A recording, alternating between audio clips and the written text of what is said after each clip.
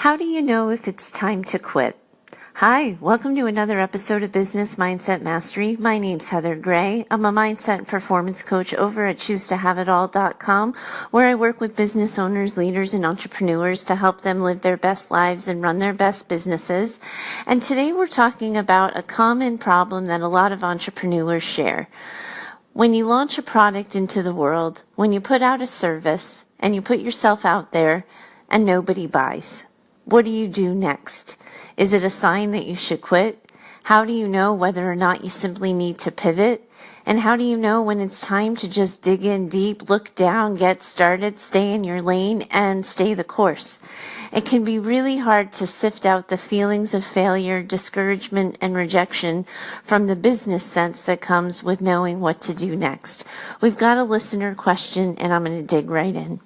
Hey Heather, I've been listening to your show for weeks now, and I never thought I would be someone who would take you up on your offer to help. Heather, I'm so embarrassed. I do graphics and website design as my full-time gig. I've always picked up side gigs on freelancing sites, and in 2017 I started getting a lot of repeat customers, really good reviews and referrals. It made me think I could go out on my own, so I started my own website and started letting people know I was available to help under my own brand. This Black Friday and Cyber Monday was my first go at putting out a legit offer of my own, and I had no takers. Zero. I made no money. I'm crushed, embarrassed, disappointed, and confused. Friends and family keep asking me how I did, and I keep saying, okay. I don't want to admit to failing. I have no idea what I did wrong. Does this mean I can't make a go of it? Should I just go back to freelancing? A week later, I'm still really upset, unmotivated, and want to hide. Wondering if I should just quit while I'm ahead. Thanks. Hi. I'm so sorry you're sitting in that discouragement. I'm so sorry that you did your best and your best didn't work, but I want you to remember what you said. This was your first time out of the gate.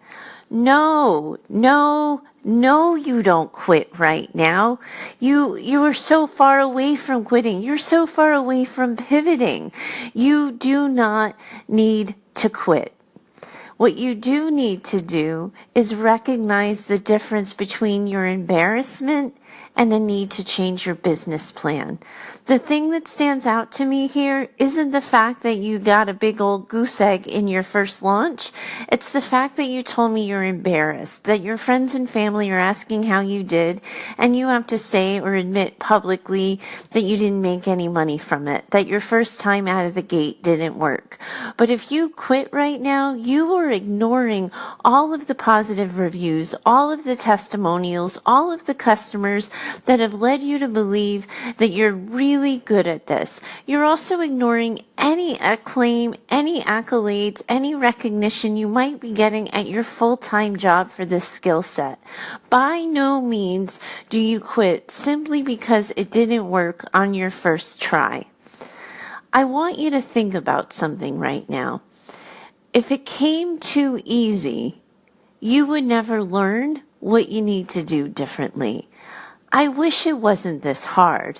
I wish you didn't have to struggle this much, but if it came easy, you wouldn't be looking for a new lesson. You wouldn't be looking to grow right away. You gotta sit in this place for a second.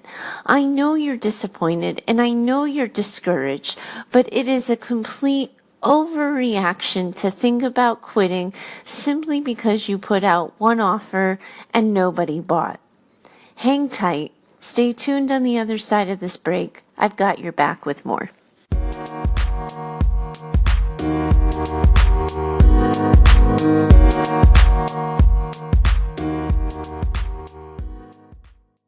It's easy for me to see myself in you as I read your letter. I absolutely recognize the tendency to want to run away and hide as soon as the thing that you work on and try doesn't work right away the first time out of the gate. There have been so many different hobbies and interests I've had over the years where if I wasn't just automatically good at it, I decided it wasn't for me and I should just throw in the towel and try something new.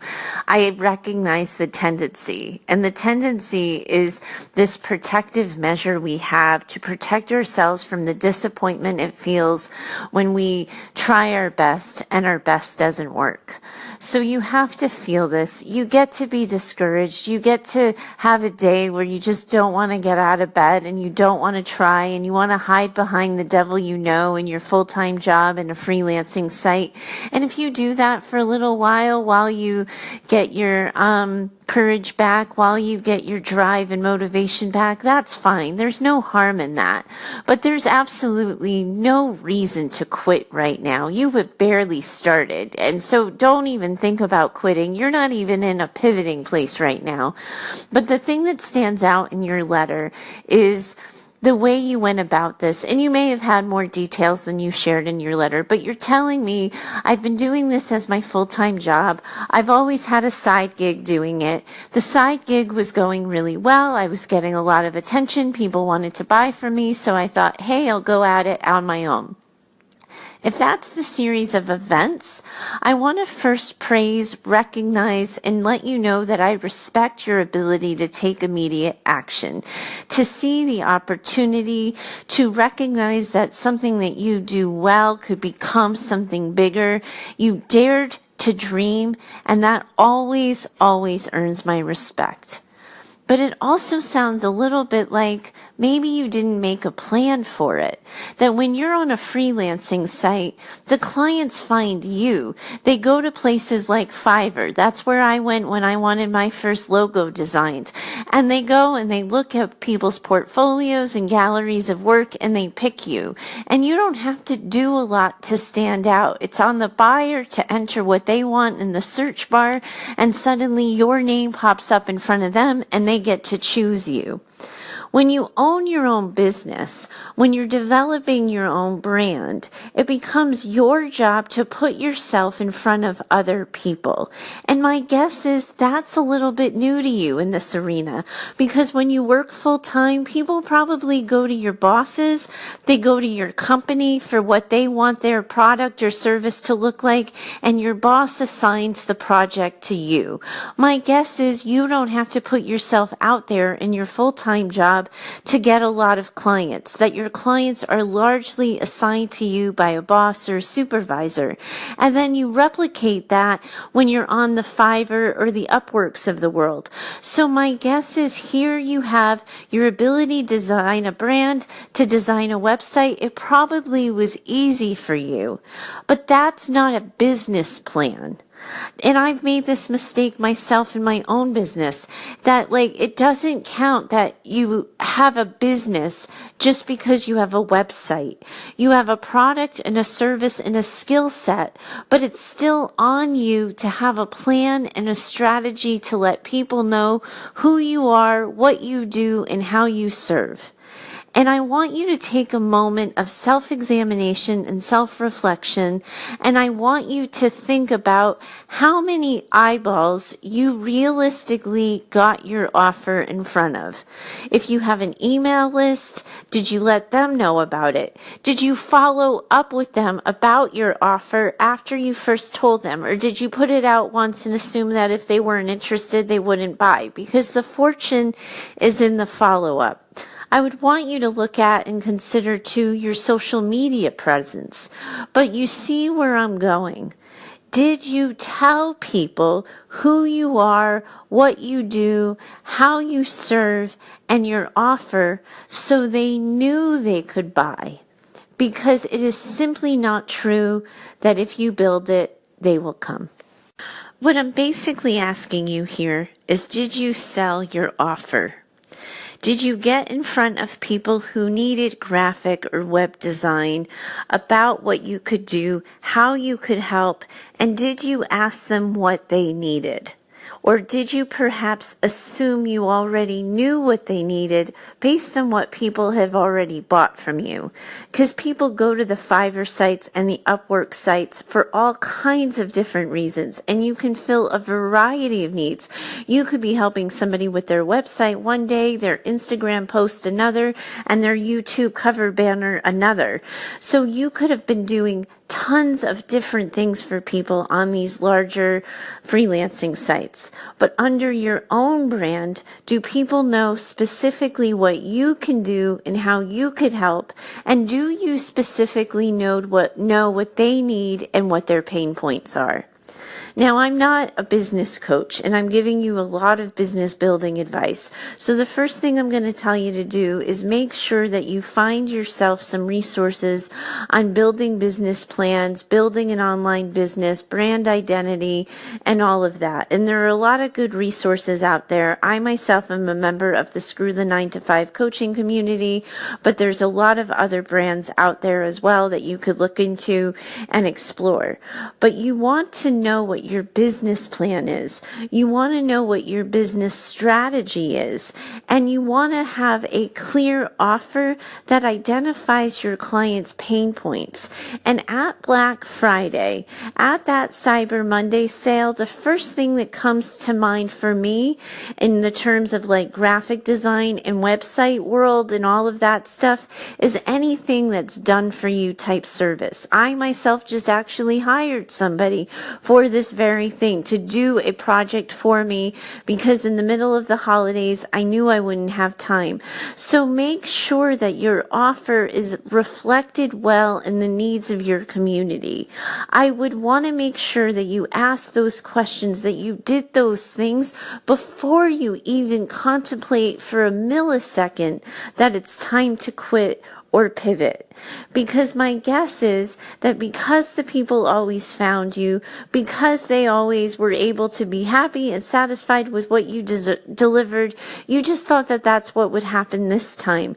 And it's really different when you're standing out on your own with your own product or service, because the space is really noisy and it's really hard to stand out, and it takes some skills and strategies beyond your freelancing skills, beyond your graphic and web design skills. You have to know the business, and you can catch up on that, and you can learn any of the missed pieces that you might have dropped or fell behind on.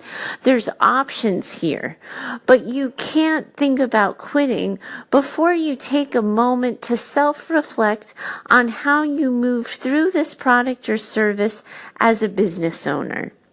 And now here's the thing about friends and family, because I hear that that's the heart of your letter. I hear that you're embarrassed. And my story is that if you didn't have to tell anybody about it, maybe you wouldn't be feeling so bad. So I want you to think about what you want your friends and family to know. I know they're asking you about money because that's the gossipy thing to ask about. That's the juicy, sassy, sexy topic. But when you answer it, what do you want them to know? Do you want them to know that you learned a hard lesson, but you're going back at it? Do you want them to know that you did your best and you're just kind of, discouraged and disappointed and you're licking your wounds a little bit before you go back at it? You get to decide the messaging. And just because somebody's asking you the question, you get to think about what you want your answer to really say. And I think you need to get more in control of that, because right now you're using the question as a way to make yourself smaller, and I think there's room to use it to make yourself bigger, bolder, and braver. I really want you to think about what I said and pointed out about you at the beginning of this episode. You're focusing on the fact that you didn't make any money the first time out of the gate. I'm focusing on the fact that you perceived an opportunity, you saw a place for yourself in the space, and you went and took action and tried to fill it inside a year. I think that's simply fantastic. And I think that says a lot about you and how you move through the world. And I think you should spend time on that and let that choice and that experience be the thing that defines you more than the empty checkbook, more than the lack of sales, more than the zero in the balance account. I want you to look at who you are, what you do, and how you move through the world. And everything leading up to one bad sale, one bad launch, is that you're a person who by nature, by design, by definition, says yes. So when someone asks you how it went, you say, well, I'm a business owner now. I learned an important lesson and I can't wait to use it in my next venture. Or, hey, I was really excited, but in my excitement, I skipped a couple of steps, but I figured out what I missed, and now I'm going to go back and I'm going to do it better next time. You don't have to just answer the question with 0, because that's not the story. It's the story you're telling yourself about yourself right now, and it's what's getting in the way of you seeing the forest for the trees. Because one bad launch is common in the business world. It is so ridiculously common. Talk to anybody running an online business and anybody's going to tell you about their first product that launched to nothing, their 10th product that launched to nothing. Sometimes we simply miss the mark. But what we do next is what defines us. That's what I want you to think about, and that's what I'm going to leave you with today. Thanks so much for reaching out and asking the question. Keep me posted. Keep me updated on what you do next. I'd really be interested to know.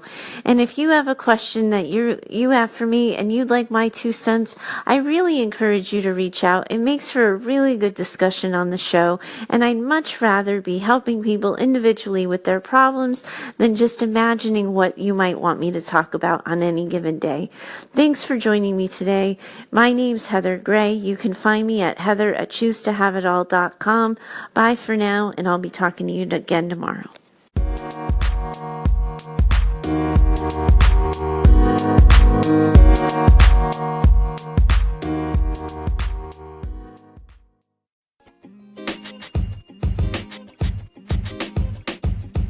The podcast you just heard was recorded with Anchor. If you want to make your own, download the Android or iOS app completely free from anchor.fm/podcast. That's anchor.fm/podcast.